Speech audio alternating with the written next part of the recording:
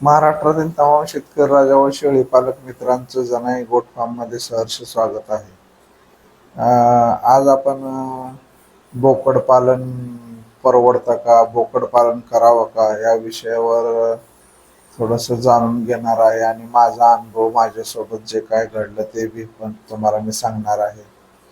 तर आपण बोकड पालन, शेळी पालन किंवा गावरान कुक्कुट पालन असे व्यवसाय हे आपण पारंपरिक व्यवसाय आहेत आपले.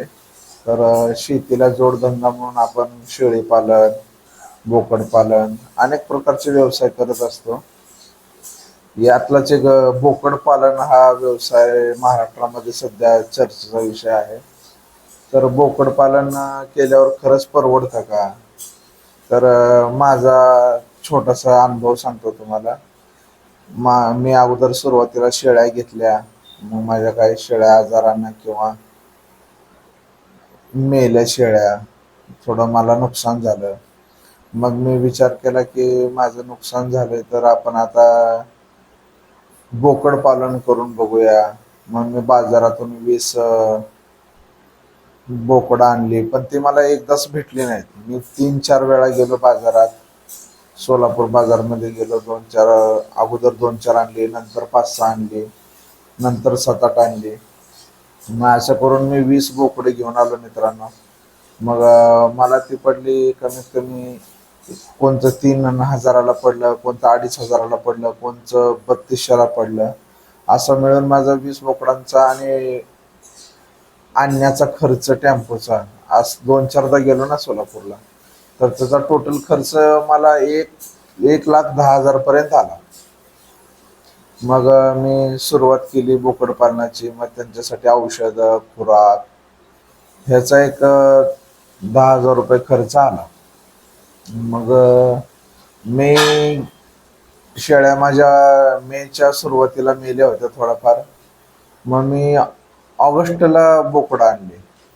तर सगळ्यात माझी चूक मोठी ही झाली की मी ऑगस्टमध्ये बोकडं आणली, कारण तिथे त्यावेळेस पावसाळा चालू होता. पावसाळ्याचे दिवस होते. ऑगस्टमध्ये बोकडं आणली आणि एक सुरुवात केली. बोकडं राहिले, नियोजन चालू झालं, वैरण वगैरे आणणं करणं सुरू झालं. मग अचानकच त्यातली 4-5 बोकडं 2-4 दिवसाच्या आतमध्ये मेली. आणि 2-4 बोकडं अशी होती की चांगली तंदुरुस्त मस्त राहायला लागली, मस्त टमटमीत खाऊन पिऊन एकदम जबरदस्त. आणि एक 7-8-10 बोकडं अशी होती की त्यांची किती खाल्लं तरी वाढच होत नव्हती. कसली ती वाढतच होत नव्हती. 4-5-6 महिने झाले मित्रांनो मी बोकड पालन स्टार्ट केलं आणि नुसतं खायला आणून टाकणे, खुराक टाकणे, पण त्यांची वाढच होत नव्हती. तर वाढ का होत नव्हती की त्यांना त्या आईच्या शेळीपासून जे दूध भेटायचं होतं ते कमी प्रमाणात भेटलं होतं. मग ते आपल्याला माहित होत नाही, बाजारातून आणलेले आपण बोकड असत त्यांना दूध किती भेटलं, किती त्याच्या आईला तो पिला, त्याच्या आईपासून त्याला दूध किती प्रमाणात भेटलं हे आपल्याला काहीच माहित नसतं. मग एक 7-8-10 बोकडं माझे ना काहीच म्हणजे काहीच त्यांना बघावंसं सुद्धा वाटत नव्हतं. व्यापारी यायचे शेडवर, 5-6 महिने झाले व्यापारी यायचे, 1-2-4 बोकडं अशी तयार झाली की एकदम तंदुरुस्त. मग मी वैतागलो. मग वैतागून मग ती बकरी 4 मोठी झाली होती, ती मी विकली 15-15 हजार रुपयाला. त्याचे 60,000 रुपये झाले. 4 मेलेली होती माझ्याकडे, उरले 7-8-10. तर ते मला आलेल्या किमतीतच द्यावं लागले, कारण त्यांची वाढच झाली नाही. उलट ते असं फुकट द्याव का काय असं मनात इच्छा यायला लागली, कारण त्यांची ग्रोथच चांगली झाली नव्हती. तर मग असं झाल्यावर मग मी काय केलं, ते एक विकून टाकली 40,000ला. 6 महिने सांभाळला. अगोदरची विकली 60,000 रुपयाला, 15-15 हजारला 4 विकली, ती एकदम ठणठणीत झाली होती. आणि बाकीचे 10-12 जी उरलेली होती ते आम्ही 40-50 हजारला विकून टाकली, म्हणजे टोटली 1,00,000 रुपये झाले. मग मित्रांनो मी खर्च पण 1,00,000 केला होता. औषधं खुराक सोडलं, शेतातलं चारा सोडला, आई वडिलांची मेहनत सोडली, फायदा? तर माझा शून्य फायदा झाला. हे माझ्या बाबतीत झालं. हे माझ्या बाबतीत झालं म्हणून सगळ्यांच्याच बाबतीत असं होईल हे मी म्हणणार नाही, पण हे माझ्या बाबतीत झाला. हा माझा छोटासा अनुभव सांगितला तुम्हाला. बोकडपालन खरंच परवडतं का? आपण बोकडपालन, शेळीपालन, सध्या महाराष्ट्रामध्ये काय झालंय, शेतीला जोड व्यवसाय म्हणून आपण शेळीपालन, कुक्कुटपालन अनेक व्यवसाय करतो. पण ह्याच्यातून काय होतं, आणि महाराष्ट्रामध्ये सर्वात महत्वाचा मुद्दा, नोकऱ्या कमी आहेत, सुशिक्षित बेरोजगार भरपूर आहेत.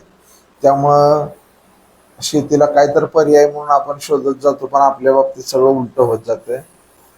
तर आणि बाजारात गेल्यावर महत्वाचा अजून एक मुद्दा, बाजारात गेल्यावर आपल्याला व्यापारी शेतकऱ्याकडून बोकडच घेऊ देत नाहीत. हा एक महत्वाचा मुद्दा आहे. तुम्ही बघा, तुमचा सुद्धा अनुभव आला असेल, व्यापाऱ्याकडूनच आपल्याला बोकड भेटणार, मग तिथं अजून 100-500 महाग भेटणार. जो शेतकऱ्याकडून 2-2.5 हजारला भेटणार, तो त्यांच्याकडून 3,000ला भेटणार. आणि एकदाच 20 बोकडं, 25 बोकडं असं शेतकऱ्यांकडून भेटतच नाहीत. आपल्याला घेतलं तर ते व्यापाऱ्याकडूनच घ्यावं लागतं. आणि आपण काय करतो मग, सुरुवात करतो, मग त्यात लॉस होतं, मग आपण मग ते बंद पडायच्या मार्गावर येते. तुमच्याही बाबतीत असंच झालं असेल, कमेंट करून नक्की कळवा. आणि बोकडपालन परवडतं, बोकडपालन परवडत नाही असं नाही, पण बोकडपालन कोणतं परवडतं? आपलं उस्मानाबादीचं बोकड नाही परवडत. आपल्या बोकडाचं काय असतं, जन्मल्यापासून 3-4 महिन्यात, आता आपल्याकडे शेळीपासून जन्मल्यापासून 3-4 महिन्यात जर ते ग्रोथ त्याची चांगली तयार होते, मग ते पटशिरे आपण 2-3-4-5 हजारला विकून टाकतो. ते एक नंबर आहे. पण त्याची 1 वर्ष जर आपण आपल्या शेडवर ठेवलं, तर त्याची वाढ पण होत नाही आणि उंची पण होत नाही. कारण आपल्या उस्मानाबादी बोकडाची खासियत काय आहे, की तो जास्त उंच पण होत नाही आणि जास्त मोठा पण होत नाही. आपली शेळी तशीच आहे. त्यामुळे आपण काय करू, तुम्ही काय करा, जर तुम्हाला जर बोकड पालन करायचं असेल, तर अगोदर चारा प्रोटीनयुक्त लावा. सुक्या चाऱ्याचं महत्व जास्त आहे बोकड पालनमध्ये. सुक्या चाऱ्याचं नियोजन करून ठेवा. आणि नियोजन झाल्यानंतर तुम्ही काय करा, दिवाळी झाल्यानंतर, पावसाळ्यात घेऊ नका, आता तर घेऊच नका. पावसाळ्याच्या नंतर दिवाळीमध्ये तुम्ही बोकडे घ्या. दिवाळी झाल्यानंतर मे पर्यंत कधीही घेऊ शकता. बोकड घ्या. आपण कोणते घ्या, शिरोई, सोजत, बिटर, हे वजनवाढीचे बोकड तुम्ही काय करा, 15-10 किलोचे, 15-20 किलो पर्यंतचे बोकड तुम्ही घ्या किलोच्या वजनावर. आणि ते मग ईदसाठी, कुर्बानीसाठी, हे मुस्लिम बांधव घेतात त्यांच्या कुर्बानीसाठी, ईदसाठी. मग अशा प्रकारे तुम्ही बोकड पालन करा. मग त्यांना खुराक, कारण हे सोजत, शिरोई, बिटर हे जे आहेत ना बोकड, ह्यांची उंची, ह्यांची तब्येत आणि त्यांचं वजन वाढ हे फार झपाट्यानं होतंय, फार झपाट्यानं होतंय. तर तुम्ही काय करा, मोठे मोठे आणा. त्याच्यात पण ते लहान पिल्ले घेऊ नका. लहान पिल्ले घेतल्यावर मग तेच आपलं होणार उस्मानाबादी सारखं. कोणाची उंची वाढणार नाही, कोणाचं वजन वाढणार नाही, तब्येत आहे तशी, किती पण खाऊ घातलं तर तब्येत आहे तशीच राहणार. तुम्ही काय करा, शिरोई, सोजत, बिटलचे ना एक 15-16, 20 किलोचे नर घेऊन या. त्यांना आपल्या शेडवर आणा. त्यांना खुराक, औषध हे करून, चारा, प्रोटीनयुक्त चारा तयार करून, सुका चारा जास्त प्रमाणात द्यायचा. 2 टाइम सुका चारा द्या, 1 टाइम हिरवा चारा द्या. खुराक थोडंफार चालू करा, आणि मग त्याच्यातून तुम्हाला थोडाफार फायदा मिळू शकतो. मी केलेलं नाही, पण एक माझा अनुभव. आणि त्यांचे जे शिरोई, सोजत, बिटलची जी उंची वाढण्याची क्षमता, वजन वाढीची क्षमता असल्यामुळे मी तुम्हाला हा पर्याय सांगत आहे. तर आपल्या उस्मानाबादी शेळी पालनामध्ये बोकड पालन जास्त परवडत नाही असं मला वाटतं. तुमचा पण अनुभव आला असेल, कारण त्याला त्याच्या आईचं दूध किती भेटलं, त्याची ग्रोथ किती होणार, तो किती मोठा होणार हे आपण सांगू शकत नाही. बाजारातून आणलेलं. आपण आपल्या शेडवर जर सांभाळलेलं बोकड असलं तर आपण स्पष्ट सांगू शकतो, त्याला आपण 4-5 महिने सांभाळ, टमटम मध्ये सांभाळलं, आईचं दूध पाजलंय, खुराक खाऊ घातला लहानपणापासून, ते छानच दिसणार. तर असं होतं माझं, मला पूर्ण ते परवडलंच नाही बोकडपालन. तेव्हापासून मी बोकडपालनाचा विषय मनातून काढून टाकला.